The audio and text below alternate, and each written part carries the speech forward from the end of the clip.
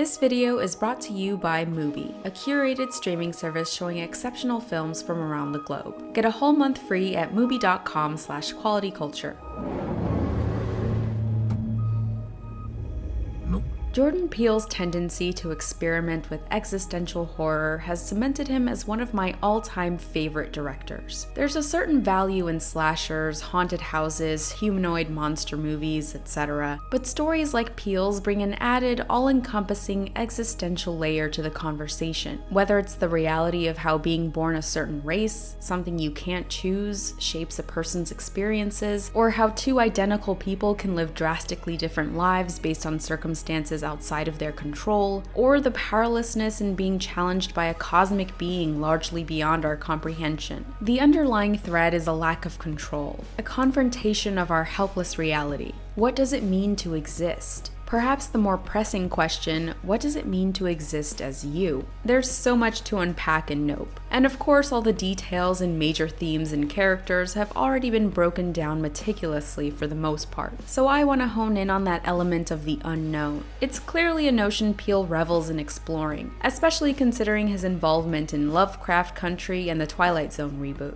There's a precise kind of angst underlying our human experience, stemming from the fact that we're aware of just how unaware we are. We know that we don't know what all this is, that we can't know. So what do you do with all that existential uncertainty? Well, you project it onto an unfathomable monster. You separate it from yourself so it can be stepped away from and examined. Sometimes it's so massive and indecipherable that it's immediately understood resistance is futile, but other times it can be manipulated to some degree. Though in a way, that latter route is by definition forcing the unknowable to be known. In this video, I want to inspect how and why we create these baffling entities, and how and why we ultimately confine them to our limited understanding of the universe.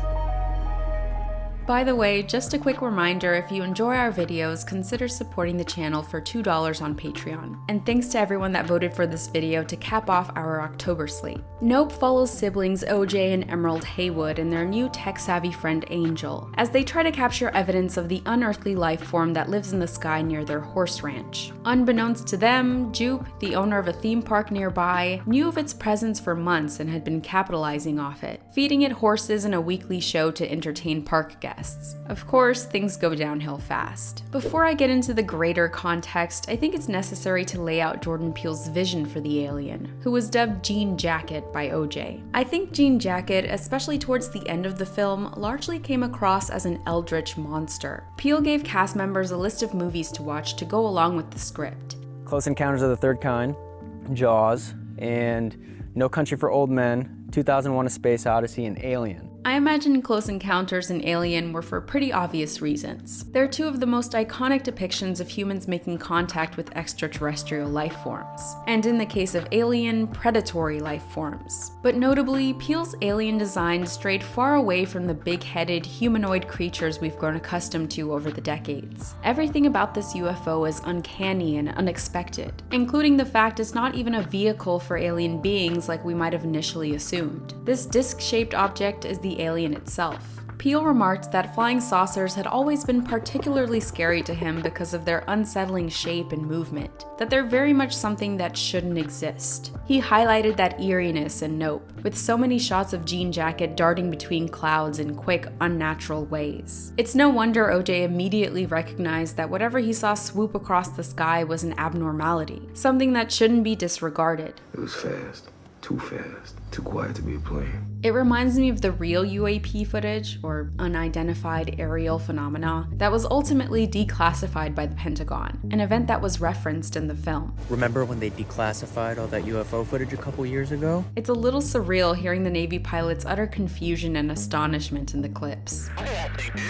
Most people don't seem to care about these videos or the subsequent report. No one knows what the fuck a UAP is. I guess most assume there must be some kind of reasonable explanation. NASA recently announced that they're launching an independent investigation of the aircraft, so we'll see how that goes. Peele cleverly took advantage of our preconceived notions about alien-centered media. For one, there's that misleading scene where little creepy guys lurked in OJ's stable, only for it to be revealed it was a prank. And like I mentioned, Jean Jacket's UFO shape was another deceptive move. That's not to say it diminished the intrigue though. If anything, taking something people thought they were familiar with and craftily transforming it only added to the wonder. You'd think a fleshy frisbee wouldn't be particularly frightening, but it took the horror trope of projectile vomiting blood to a whole new level. And of course, it's huge. That's big.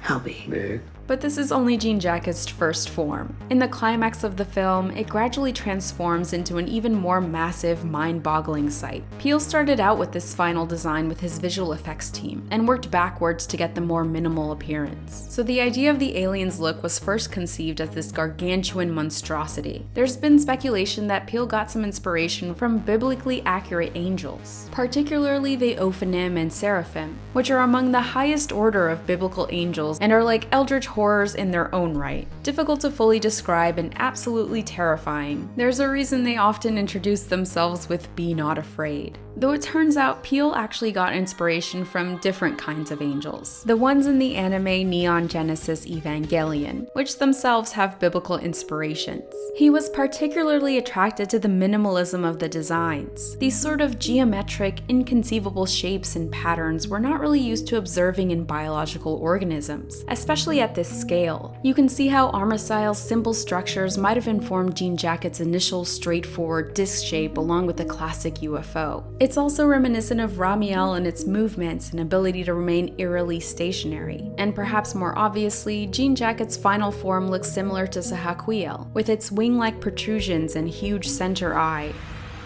Peele took it a step further with Jean Jacket's aggressive and indescribable... I'm just gonna give up on trying to put into words what's happening here. If you find this uniquely unnerving, it might be because most square shapes in nature occur in inorganic material. Squares are relatively rare in biology, much less perfect ones. So again, the sharp angles are instinctively off-putting, like with Ramiel.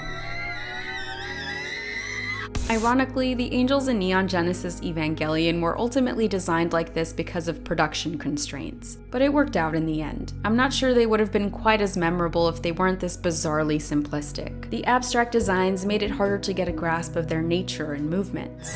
And though all these creatures inspire an unshakable fear, it's difficult to avert your eyes. I mean, they just look so crazy. These incomprehensible cosmic entities almost negate the power of humanity, and in effect your agency as an individual. The setting also lends to this sense of helplessness. If we go back to that movie list, I'm sure that was part of the point of including No Country for Old Men, a Western movie which is low-key a deconstruction of Western movies, exploring how we can never really reach true order amidst the chaos of existence, despite the romantic narratives we cling to. Nope, in a sense, is also a sort of neo-Western, with its stoic cowboy and middle-of-nowhere vibes. I couldn't help but think of Courage the Cowardly Dog and his lone house in a barren countryside where creepy stuff always happens. I actually made a video about it a while back discussing similar themes I'm laying out here. Essentially, you're creating a sort of liminal environment where you almost expect weird things to happen. And of course, there's the trope of UFO sightings happening in rural areas. Peele played up the Western motifs with Jupiter's Claim, an Old West-style theme park near the Haywoods Ranch. The park contained all the typical Western facades and cliches, and as it's largely detached from modernity, provided the perfect backdrop for an otherworldly encounter. It's a UFO movie, and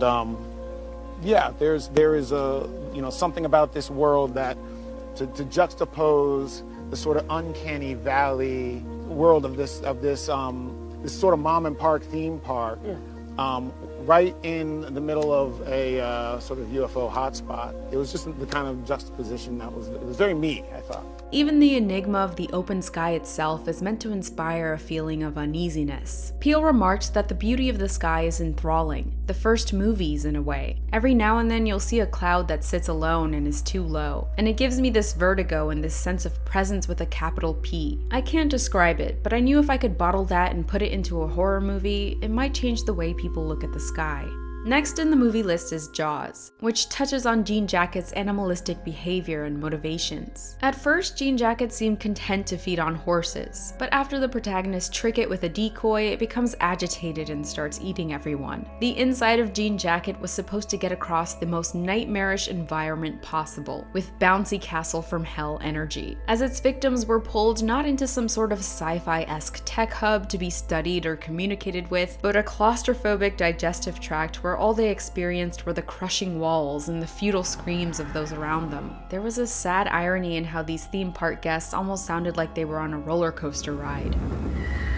Peele said there was something about the notion of starting with close encounters but realizing we're in Jaws that had an allure to it. The film progressively leaned into this interpretation of Jean Jacket as an animal-like predator. A key moment for OJ was realizing that much like the horses he took care of, Jean Jacket responded poorly to direct eye contact. This is where this indescribable alien monster started crossing the line from unknown to understandable. He got caught up trying to tame a predator.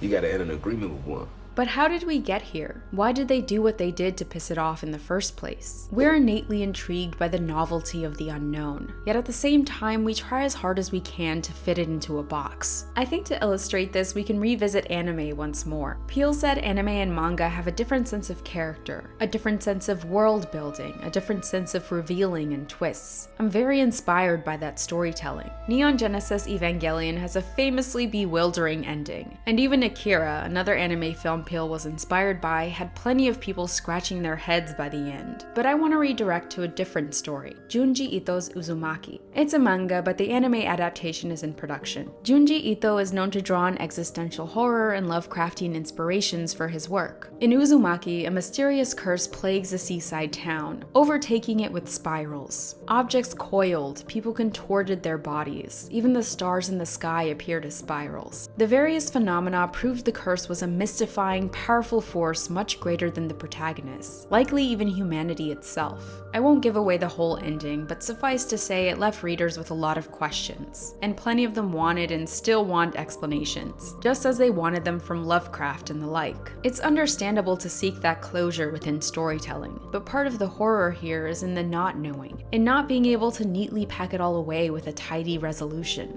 Wanting to know the ins and outs of the whys and hows often diminishes the fear and detracts from the larger point, which is to instill a sense of no escape from a cosmic force. This is where 2001: A Space Odyssey comes in. Of course, its relevance here is likely tied to its suggestion of alien forces, but I think a sort of meta commentary on the unknown also plays a part. This story too has a somewhat bizarre ending that Stanley Kubrick said wasn't meant to be 100% clear. The film was meant to produce visceral emotional reactions, which don't necessarily have to be bogged down by logical detail. It's meant to get us to ask questions about the nature of humanity, through the acknowledgement of beings far beyond our understanding. Its origin and purpose, still a total mystery. If we attempt to over-explain those beings, they inherently cease to be unknowable. There's an initial allure to creatures like Jean Jacket, a certain thrill of observing something you don't immediately recognize and therefore can't categorize. It would naturally attract your attention because you want to categorize it. It's an instinctive response. Maybe that's what makes it so hard to look away. You might feel you can't do so until you know what to make of it. All your brain does with visual information all day is toss it into categories very, very quickly. A study from MIT reported the categorization happens in as little as 13 milliseconds from the time you first see something. Virtually instant. And our brains fill in those blind spots like Photoshop's content-aware fill feature. It's all part of survival adaptation. Our brains try to make our experience as identifiable and easy to process as possible. This categorization is the basis of the Rorschach inkblot test. What does your interpretation of these splotches say about you? But more importantly than that test, how will you respond when you see something as out of place as this? We want to label what we don't understand. We want explanations, we want order. We feel that understanding it will make us less afraid, and in a way it does.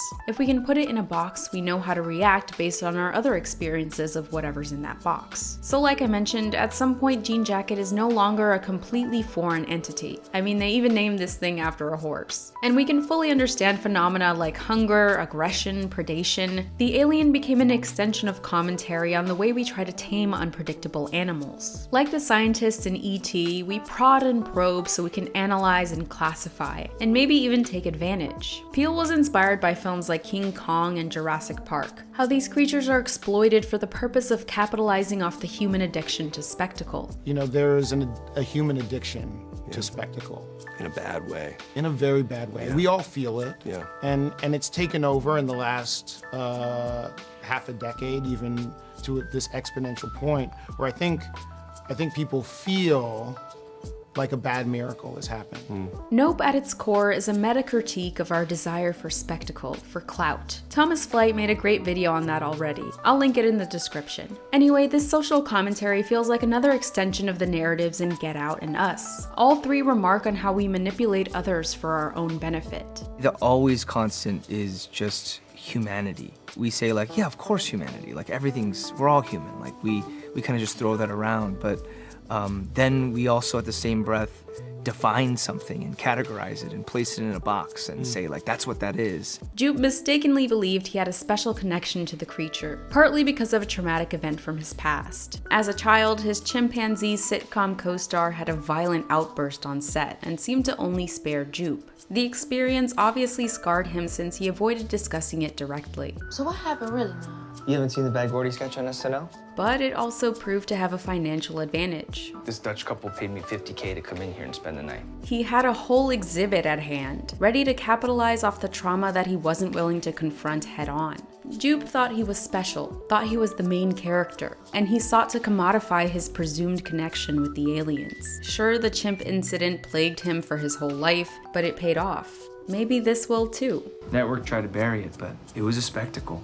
People are just obsessed. For Angel, getting involved was mostly about wanting to be a part of something bigger than himself. He obviously has different aspirations than retail, and the possibility of capturing Jean Jacket on film would provide a means for him to be part of something worthwhile. I'd argue he represents the popular desire to escape the mundanity of traditional labor, the proverbial 9-to-5 grind. Honestly, at first, he didn't seem all that different from the clout-chasing TMZ guy. Angel was even supposed to die in the original script, but at a certain point, he indicates that he feels what they're doing is for a greater noble cause. Or at least he's trying to convince himself of that because that's what he wants it to be. Fuck, we can save some lives. Fuck, we can even save Earth, right?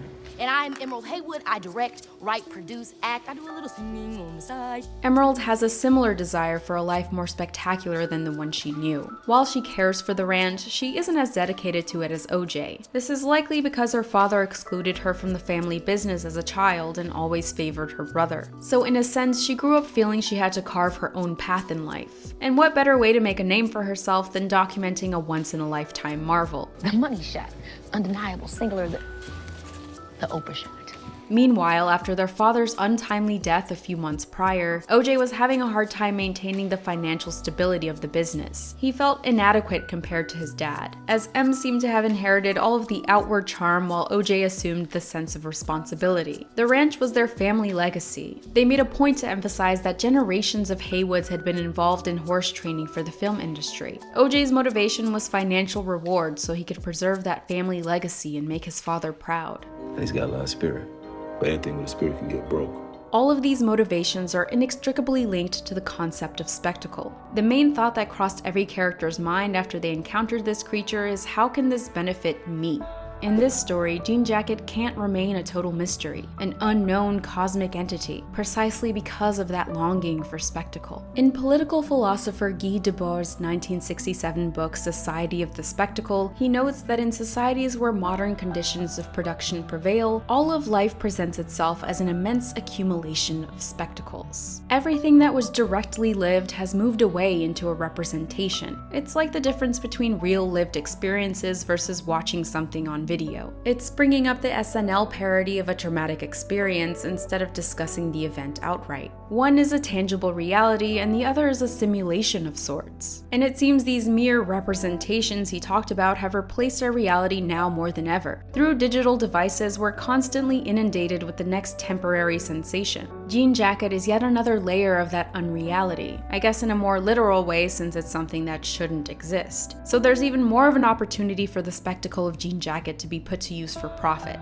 By Jupe, by M and OJ, by the reporters who show up in the end. The bigger and more novel the spectacle, the bigger the urge to exploit it. Yet at least Jean Jacket is allowed to retain some elements of mystique. We don't know where it came from, how long it's been on Earth, why it's here, and honestly, I appreciate the shortage of explanation. It wasn't necessary. Actually, it would probably detract from the story. Peele said, "Horror films and the people who try to capture their nightmares and show it, I have to think and hope that it provides some catharsis for some people." Though Jean Jacket's status as an unknown being is inherently confined by our interpretations of it, there's always been something comforting about confronting the unexplainable, because in reality, none of this is explainable. It's impossible to fully comprehend this life and this universe. Can you explain why gravity exists, why any of this is happening? Things just are. They don't always have or need a why. Existential horror, in a way, reminds us of that. Reminds us that none of this makes any sense, so just be. I was so excited when I left the theater after watching Nope. Original movies with love for the craft and thoughtful creativity feel more and more rare these days, so I'm really glad Mubi is sponsoring this video. They're a great resource for discovering unique films. Mubi is a curated streaming service, a place to watch beautiful, interesting, incredible cinema. Every day, Mubi premieres a new film. From iconic directors to emerging auteurs, there's always something new to discover. With Mubi, each and every film is hand-selected. It's like your own personal film festival, streaming anytime, anywhere. Of course, I've been heavy into horror this month, and Mubi's selection didn't disappoint. Really enjoyed watching the classic Night of the Living Dead, where a group of people barricade themselves against a horde of, well, the undead. Also enjoyed exploring more modern titles like Zombie Child, about a 60s Haitian man who was resurrected to work on a plantation. We cut between him and his present-day granddaughter in France, who has a new friend that wants to use Haitian voodoo for her benefit. All in all, there's a really varied catalog. I also think the documentary Invisible Demons is a poignant look at the real-life horrors of climate change. If you're interested in checking any of these out or looking through the rest of Mubi's selection, you can try it free for 30 days at mubi.com/qualityculture. mubi.com/qualityculture for a whole month of great cinema for free. For now, have a happy Halloween, and I'll see you guys next time. Peace.